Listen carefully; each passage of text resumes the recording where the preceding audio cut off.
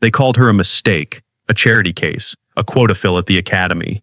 Every training flight brought another round of mockery from the legacy pilots with their perfect pedigrees. They never let her forget she didn't belong.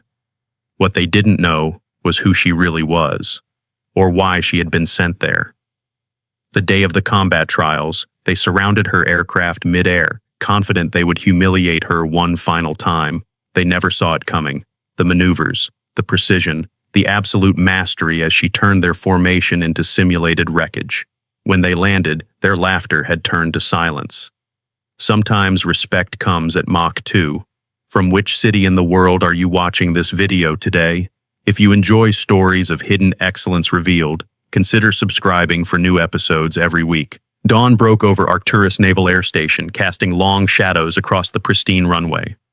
Lieutenant Elowyn Frost ran alone on the perimeter track, her breath forming small clouds in the cold morning air. The prestigious flight school was waking up around her, gleaming hangars and state-of-the-art simulators bathed in early light. Generations of naval aviation history were embedded in every building, every tradition, and most significantly, in the pilots themselves. Elowyn finished her run and headed back to her quarters, her footsteps echoing in the empty corridor.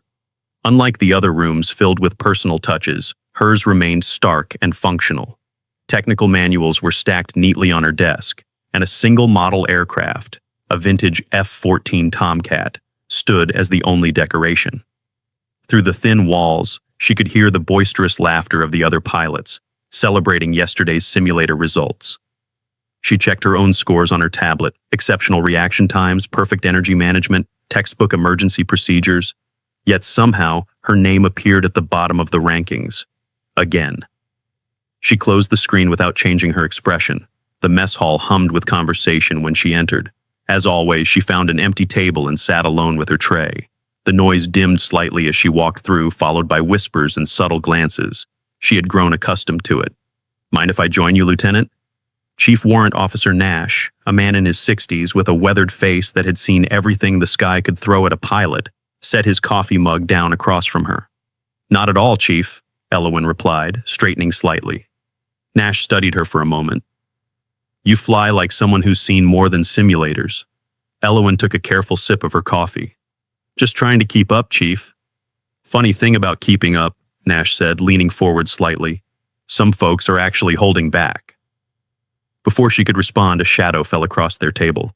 Lieutenant Commander Briggs stood there, flanked by Lieutenants Rhodes, Harlow, and Wexler, all wearing the same practiced smirk. Third-generation military, they wore their heritage like armor. "Chief Nash," Briggs said, his voice carrying just enough for nearby tables to hear. "I see you're welcoming our diversity initiative." Nash stood up slowly, his eyes never leaving Briggs's face. "I welcome good pilots, Commander. Always have." Briggs's smile faltered slightly. "Of course, Chief. We all appreciate the Academy's commitment to exploring new recruiting pools." His eyes flicked to Elowyn. "No matter how shallow they might be." His entourage chuckled on cue. Nash remained standing until they moved on, then sat down again with a sigh. "Ignore them," he said. "Third-generation pilots are the worst. Think they inherited skill along with the family name." Elowyn kept her expression neutral. "They earned their place here." Nash raised an eyebrow. "Did they?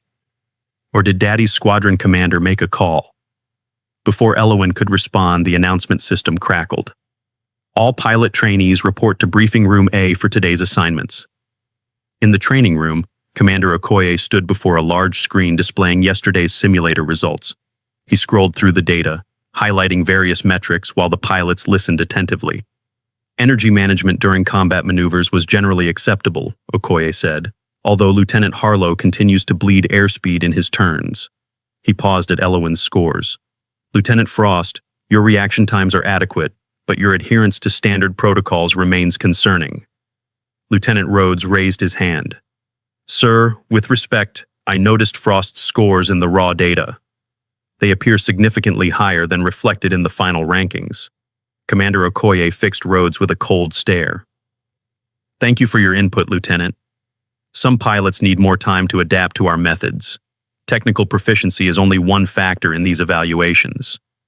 Elowen kept her eyes forward, face impassive. Beside her, Rhodes smirked slightly. Today's exercise will focus on formation flying and mid-air refueling, Okoye continued. Lieutenant Commander Briggs will lead Alpha Team. Lieutenant Wexler, Beta Team. As the assignments continued, it became clear that everyone had been placed except Elowen. Commander Okoye finally looked at her. Lieutenant Frost, you'll join Lieutenant Rhodes's team for today's exercise. Rhodes couldn't hide his dismay. Sir, we've already established our communication protocols and— Is there a problem, Lieutenant? Okoye asked sharply. Rhodes straightened. No, sir. As they filed out of the briefing room, Rhodes brushed past Elowen. Try not to crash into us up there, Frost. Some of us actually earned our way here. The hangar bay buzzed with pre-flight activity. Elowen performed her checks methodically, moving around her F/A-18F Super Hornet with practiced precision. When she reached the oxygen system, she paused. Something wasn't right. The connector had been slightly loosened, not enough to trigger alarms, but enough to potentially fail during high-G maneuvers. She fixed it quickly, her fingers moving with confidence that came from years of experience. Where'd you learn to do that? Crew Chief Alvarez asked, watching her work. Elowen secured the panel. Around. Alvarez said, studying her. Most pilots would have called for assistance. Most pilots haven't had to fix their own equipment, she replied quietly. During the comms check, her radio mysteriously developed static. The others laughed as she was forced to switch to backup systems, delaying the takeoff sequence. Technical difficulties, Frost? Rhodes's voice came through clearly now. Maybe you should stick to simulators. Once airborne, the formation exercises began. The sky was clear blue, perfect visibility, minimal crosswinds, textbook conditions. Elowen's jet slid into position with perfect precision. Frost, you're drifting. Again, Harlow's voice crackled over the radio, though Elowen's position was exactly where it should be. Roger, adjusting, she responded calmly, making no corrections. Basic formation flying, Rhodes added. They teach this on day one at real flight schools. Commander Okoye's voice interrupted from the control tower. Preparing for mid-air refueling exercise. Tanker is inbound from heading 045 degrees. The KC-135 Stratotanker appeared on the horizon, its refueling boom extended as it approached the formation. One by one, the pilots connected successfully, demonstrating the delicate dance of matching speeds and positions to engage the fuel receptacle. As Elowen's turn approached, she noticed Rhodes subtly adjusting his position, edging closer to her assigned approach vector. The violation of procedure was slight enough to be dismissed as accidental if questioned. Frost, you're clear to approach for refueling, the tanker operator instructed. She began her careful approach, but as she neared the optimal connection point, Rhodes suddenly edged into the space, forcing her to bank away sharply to avoid collision. Watch your spacing, Frost, Rhodes said immediately. Dangerous maneuver there. Lieutenant Frost, abort refueling attempt, Commander Okoye ordered. Return to formation. From the control tower, Chief Nash watched the maneuver with narrowed eyes. Back on the ground, Commander Okoye reviewed the footage with the pilots. Formation was generally acceptable. Mid-air refueling showed improvement from last exercise. He paused when reaching Elowen's attempt. Lieutenant Frost, your hesitation created a dangerous situation. I expect better judgment next time. Yes, sir, she replied, knowing any explanation would sound like an excuse. As the pilots were dismissed, Elowen noticed Okoye watching her with an expression she couldn't quite read. She left the briefing room and walked to a quiet area near the maintenance hangars. Taking out her secure phone, she made a call. It's taking longer than expected, she said quietly when the line connected. They're not making it easy. A male voice responded on the other end. The Admiral wants results by next week. Tell him I'll have what he needs. She ended the call and headed to the mess hall for dinner.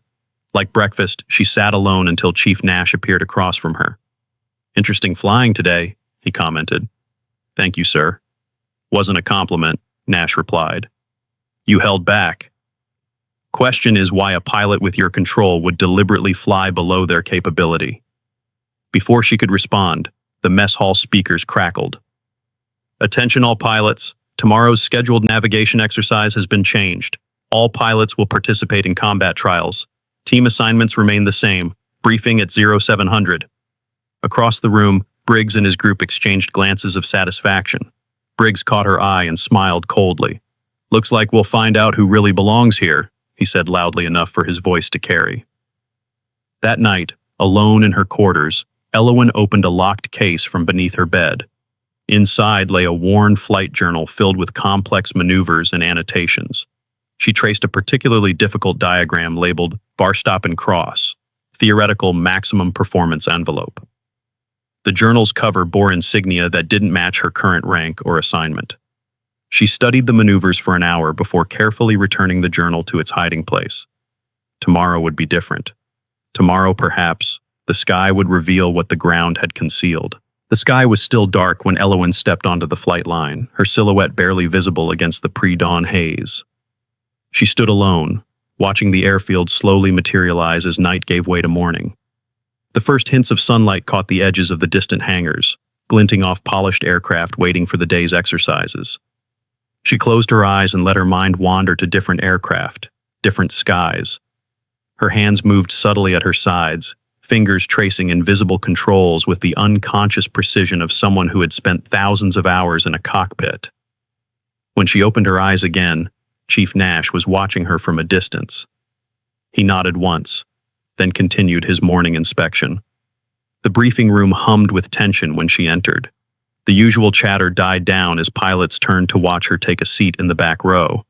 Commander Okoye entered moments later, his expression serious.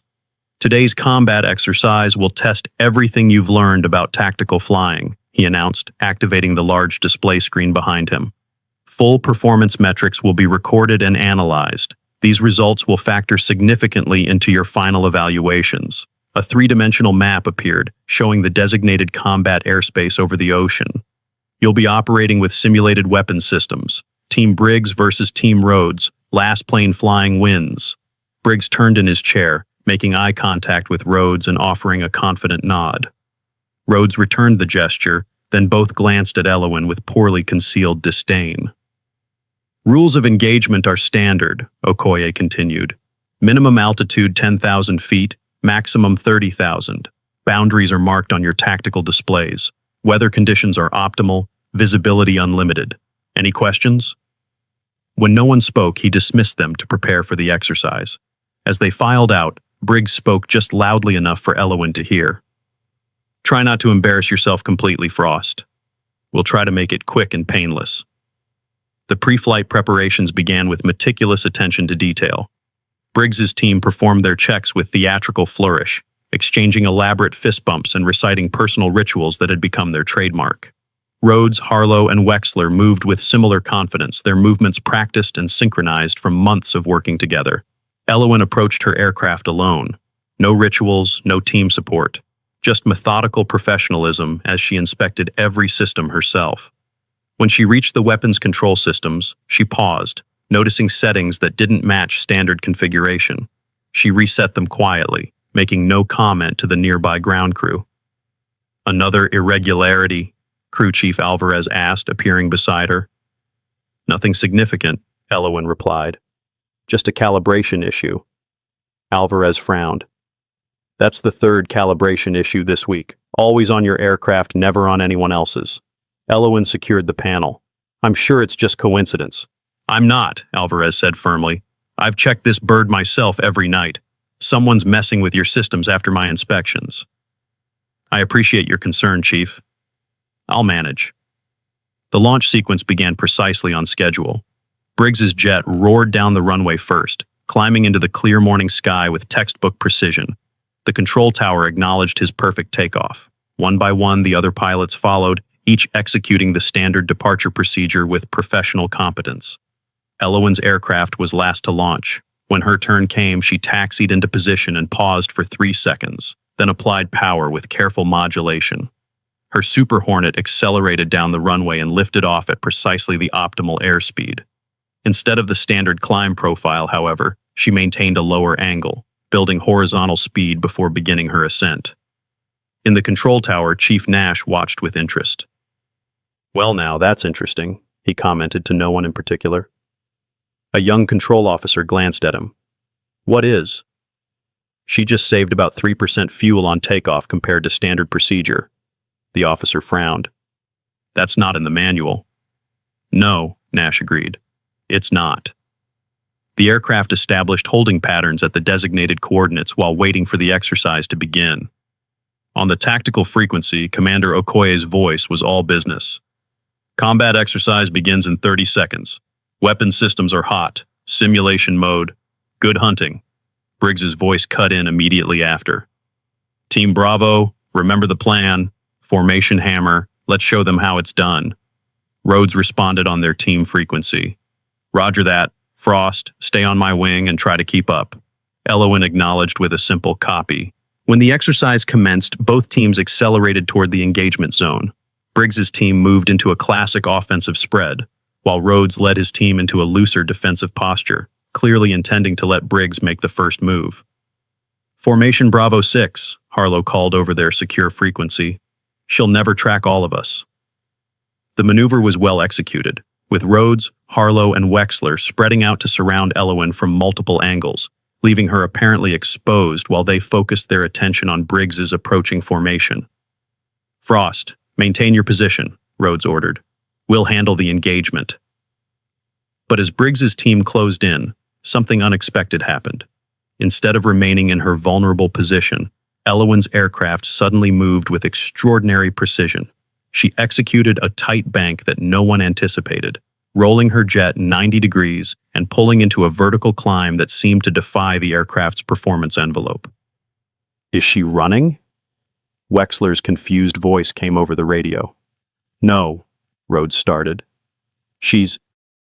Before he could finish, Elowen had completed a perfect split S maneuver that brought her directly behind Wexler's position. Her targeting computer locked on instantly. The simulated missile launch registered on all displays, and Wexler's system immediately indicated a kill. What the hell? Wexler exclaimed as his weapon systems went offline, indicating his elimination from the exercise. In the control tower, Commander Okoye leaned forward, his attention suddenly focused. Where did she learn that variation? That's not standard training. Nash said nothing, but his expression showed no surprise. The remaining pilots reacted quickly, breaking formation and trying to regroup. Harlow attempted to get behind Elowen, but she anticipated the move with uncanny precision. Her aircraft performed a high G turn that should have been at the edge of the Super Hornet's capabilities, yet she executed it with apparent ease. She can't maintain that energy, Rhodes said confidently. She'll bleed airspeed and be a sitting duck. But Elowen didn't lose energy. Instead, she managed her aircraft's momentum with masterful control, converting altitude to speed and back again in a continuous flow that kept her unpredictable and dangerous. Briggs recognized the threat first. Focus on Frost. Formation Delta. Now. His remaining teammates attempted to coordinate, but Elowen was already moving again. She executed a series of linked maneuvers that made no sense according to standard tactical doctrine, yet flowed together with devastating effectiveness. Her jet danced through the sky in patterns that seemed improvised yet perfectly calculated. Harlow was the next to fall, caught completely off guard by an approach vector that shouldn't have been possible at that speed. The simulated kill flashed on his display. How did she... Harlow's confused protest was cut short as protocol required eliminated pilots to maintain radio silence. Rhodes was beginning to panic. She can't. How is she... His transmission ended abruptly as Elowen executed a high G Cobra, followed by a rolling scissors maneuver that put her directly behind both him and Briggs simultaneously, something that should have been tactically impossible. In the control tower, the atmosphere had changed completely. What had started as a routine training exercise was now something else entirely. Commander Okoye stood transfixed, watching the tactical display with growing discomfort. Chief Nash simply smiled. Briggs, now realizing the true threat, attempted an aggressive countermaneuver. He pulled his aircraft into a tight climbing turn, pushing the G limits of both aircraft and pilot. For a moment, it seemed he might escape Elowen's pursuit and regain the advantage. But Elowen anticipated his move perfectly. Instead of following him into the climb, she executed a maneuver that left the control tower personnel speechless. That's the Varstappen Cross, a control officer whispered in disbelief. No one successfully executed that outside of theoretical demonstrations. The maneuver, named after the test pilot who had first proposed it but never successfully performed it in an actual aircraft, involved a complex interaction of pitch, yaw, and roll, that effectively allowed the aircraft to change direction in 3 dimensions simultaneously. In theory, it was possible.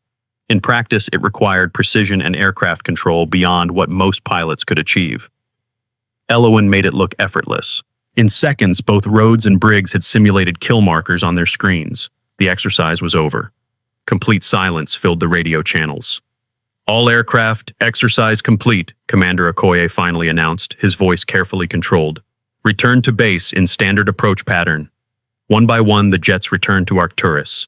The pilots who had been eliminated first landed with visible tension in their movements, their usual confident postures noticeably absent. Briggs and Rhodes came in next, their aircraft touching down with less than their usual precision. Elowen landed last, her approach as flawless as everything else she had demonstrated that day. Her Super Hornet touched down exactly on the center line, at precisely the correct speed and angle. She taxied to her assigned spot and powered down with methodical care. As she completed her shutdown checklist, she noticed Commander Okoye hurrying across the tarmac, speaking urgently into a secure phone. In his other hand, he clutched the folder that had been on his desk since she arrived. As she watched, he looked up at her aircraft, then back at whatever he was reading in the folder. His expression changed from confusion to sudden understanding. When he ended the call, he stood straighter, his entire demeanor shifting. Elowen knew then that her mission at Arcturus had entered its final phase. The truth was about to come out. The gathered pilots stood in rigid silence on the tarmac, the wind from cooling engines the only sound breaking the tension. Elowen removed her helmet with practiced efficiency, her expression revealing nothing of the extraordinary demonstration she had just delivered. The previously arrogant rookies remained frozen in place, still processing what had happened in the air.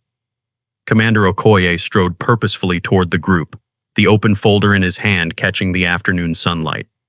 His posture had changed, the familiar condescension replaced by something that looked remarkably like deference. "Attention," he called, his voice carrying across the flight line. The pilots snapped to attention reflexively. Elowen stood slightly apart from the others, her stance perfect but somehow different now, as though she had stepped out of a role she no longer needed to play. Commander Okoye stopped directly in front of her. "Lieutenant Frost," he began, then corrected himself. "Or should I say, Major Frost." A ripple of confusion passed through the assembled pilots. Rhodes and Briggs exchanged bewildered glances. "I've been instructed to inform everyone that Major Frost is not, in fact, a transfer pilot in need of training," Okoye continued, his voice now carrying a note of barely concealed embarrassment. Chief Nash stepped forward from where he had been observing, standing tall with newfound respect evident in his bearing.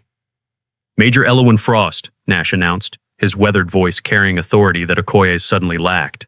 "Test pilot for the Wraith program, combat decorated over Kessel Ridge, youngest ever recipient of the Aeronautical Honor Cross." The stunned silence that followed was broken only by Wexler's audible intake of breath.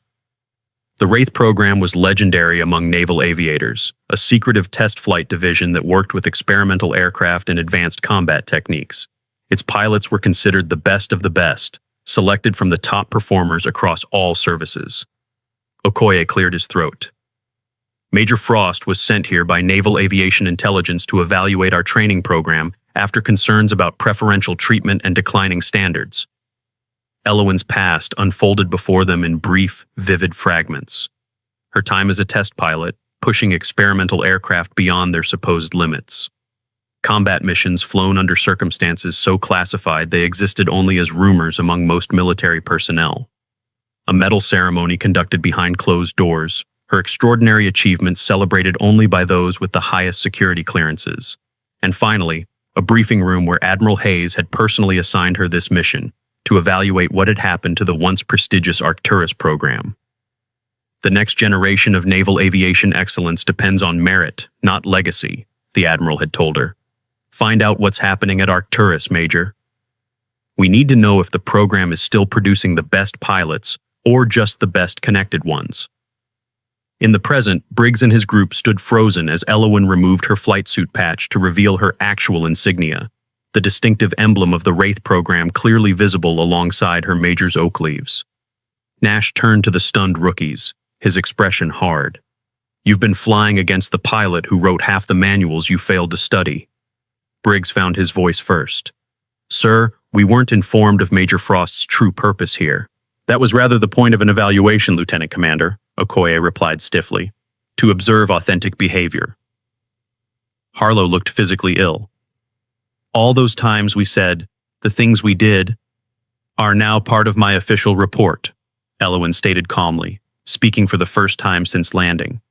Her voice carried no anger, just professional detachment, along with detailed analysis of training procedures, evaluation metrics, and selection criteria currently in use at this facility. Commander Okoye turned to the group. You are dismissed. Report for standard debriefing at 0800 tomorrow. As the pilots began to disperse, he added, and I suggest you all spend the evening reviewing the actual training manuals, rather than relying on family connections to carry you through.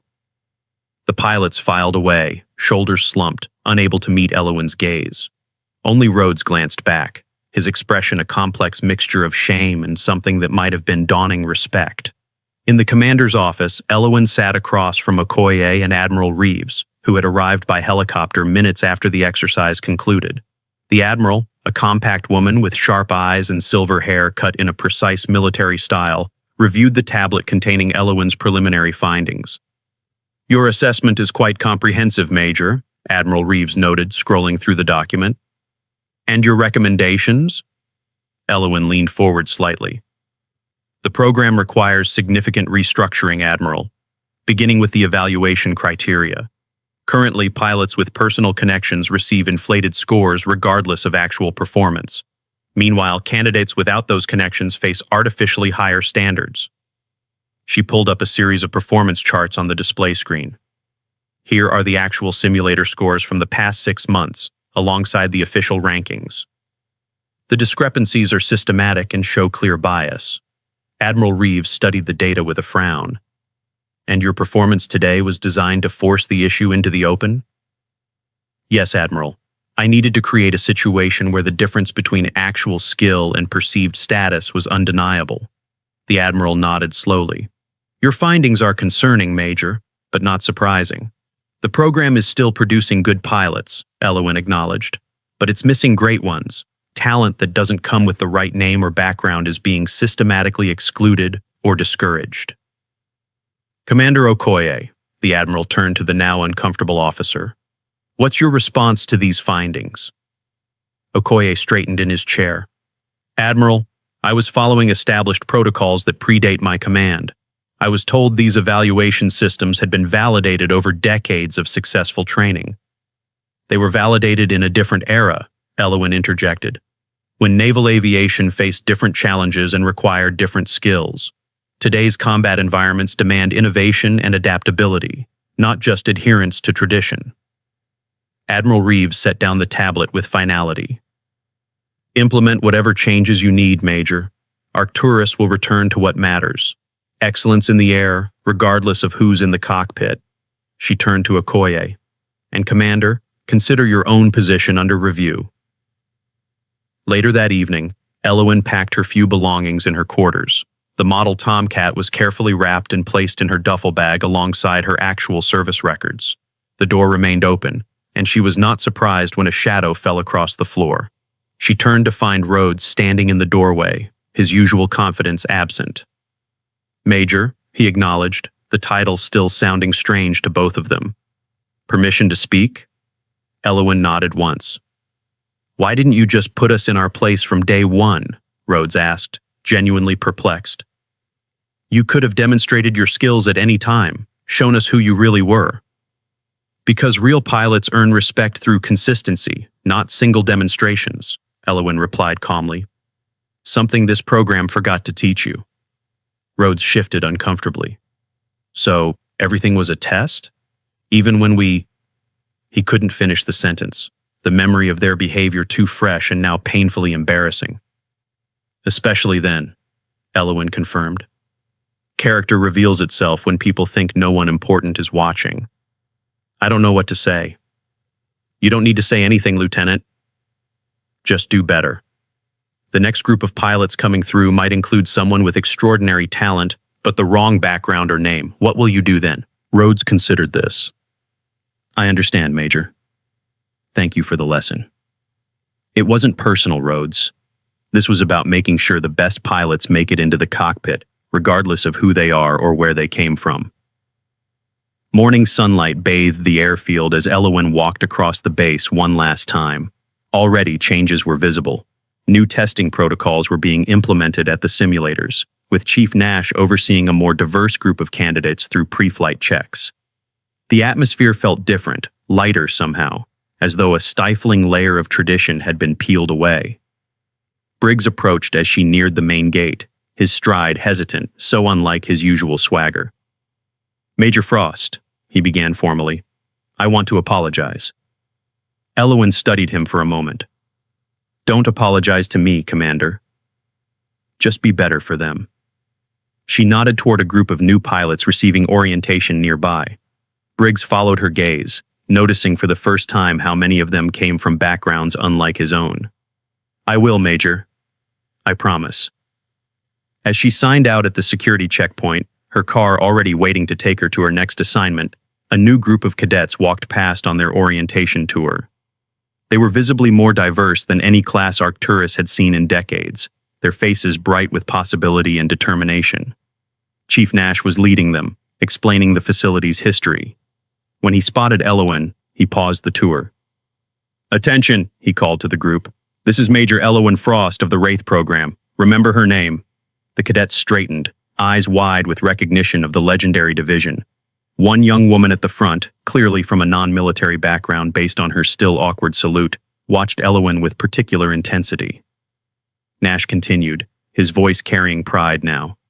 "Major Frost has just completed a special evaluation of our training methods. Thanks to her, each of you will be judged solely on your skills and character, not your connections."